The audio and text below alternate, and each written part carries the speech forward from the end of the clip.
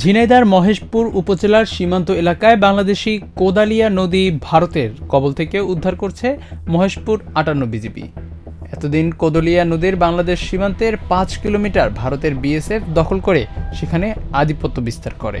সোমবার ৬ জানুয়ারি সন্ধ্যায় ৫৮ বিজিবির এক সংবাদ বিজ্ঞপ্তিতে এ তথ্য জানানো হয়। বিজিবি সূত্রে জানা গেছে, কোদালিয়া নদী বাংলাদেশের অভ্যন্তর হতে দক্ষিণ দিকে প্রসারিত হয়ে মহেশপুরের মাটিলা এলাকায় ৪.৮০ কিলোমিটার দৈর্ঘ্য বাংলাদেশ ভারত সীমান্ত চিহ্নিত করেছে। ১৯৬১ সালে প্রণীত Bangladesh Bharat strip map sheet number ৫১ মানচিত্র অনুসারে কোদলা নদীর উল্লিখিত ৪.৮ কিলোমিটার নদী সম্পূর্ণ বাংলাদেশ সীমান্তের শূন্যরেখার অভ্যন্তরে অবস্থিত। মহেশপুরের যাদবপুর ইউনিয়নের মাটিলা গ্রামের সাবেক ইউপি সদস্য মহিউদ্দিন জানান, একসময় এই নদী থেকে প্রচুর মাছ আরোহণ করা হতো। স্বাধীনতার পর কোদালিয়া নদী পাড়ের মানুষ নিজেদের প্রয়োজনে বাংলাদেশের আরও অভ্যন্তরে বসবাস শুরু করলে কোদালা নদীর বাংলাদেশ অংশটুকু ভারতের বিএসএফ দখল করে নেয় এবং সেখানে আধিপত্য বিস্তার করে। ফলে কৃষকরা মাঠে চাষাবাদ ও নদীতে মাছ ধরতে যেতে পারত না। তিনি আরও জানান, নদীর বাংলাদেশ অংশে গেলেই বিএসএফ বাধা দিত। এতে নদীটি ব্যবহার করা নিয়ে মাটিলা গ্রামের মানুষের সঙ্গে ভারতের সীমান্তরক্ষী বিএসএফের সঙ্গে বাদানুবাদ হতো।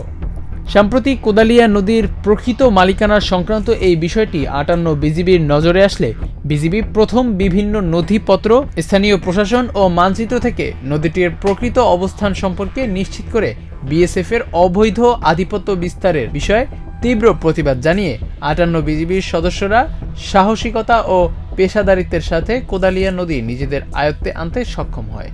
বর্তমানে বিজিবি সদস্যরা প্রয়োজনীয় জনবল বৃদ্ধির পাশাপাশি এলাকার জন্য যন্ত্রচালিত বোট এবং নদীর পাড়ে দ্রুত টহলের জন্য অল টেরেইন ভেহিক্যাল এটিভি বরাদ্দ করা হয়েছে।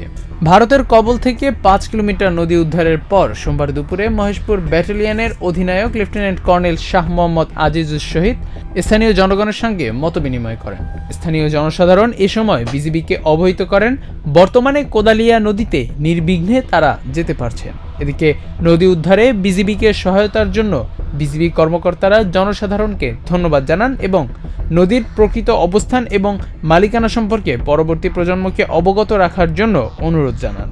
সেই সঙ্গে নদীর বাংলাদেশ অংশে প্রয়োজনীয় সেচ এবং চাষাবাদ জারি রাখার জন্য গ্রামবাসীকে বিজিবি অনুরোধ করেন। এক্ষেত্রে কখনো কোনো ধরনের বাধা সৃষ্টি হলে তার সঙ্গে সঙ্গে বিজিবিকে অবহিত করতেও গ্রামবাসীর প্রতি বিজিবি সদস্যরা অনুরোধ করেন। জুবায়ের জারির, havenTV.press।